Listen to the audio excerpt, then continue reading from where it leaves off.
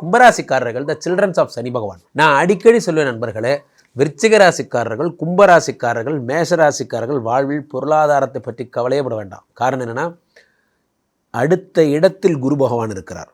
குரு கூடவே இருக்கிறார். யாரெல்லாம் தேவகுரு பிரகஸ்பதியின் அருளை பெற்றவர்களோ அவர்கள் வாழ்க்கையில் வறுமை என்பது வராது.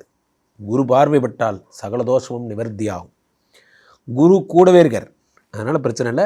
அதனால் கும்பராசிக்காரங்களுக்கு ஃபஸ்ட்டே சொல்லினேன், உங்கள் நேர்மையும் உண்மையும் வாய்த்தவர்கள், பிடிவாதம் குணம் கொண்டவர்கள் கும்பராசிக்காரர்கள். இவங்க தப்பை ஒத்துக்க மாட்டாங்க.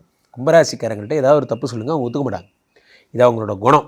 ஏன்னா ராசிநாதன் சனி. ஒரு பேச்சு தோரணையே பாருங்கள், ஒரு தெனாவட்டா பேசுகிறதுன்னு சொல்லுவாங்கள்ல, அந்த மாதிரி அவங்களோட பேச்சு தோரணையே அப்படி இருக்கும்.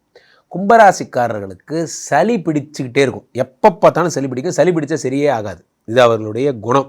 சார், இப்போ நான் சொல்கிறதெல்லாம் உங்களுக்கு ஒரு காமெடி மாதிரி இருக்கும். ஆனால் இது ஒரு ரிசர்ச் ஸ்டடி பேப்பர். நான் மேஷராசி என் தம்பி சரவணன்ட்ட நான் கேட்டேன், மழை தண்ணி உங்கள் வீட்டுக்கு வருமா?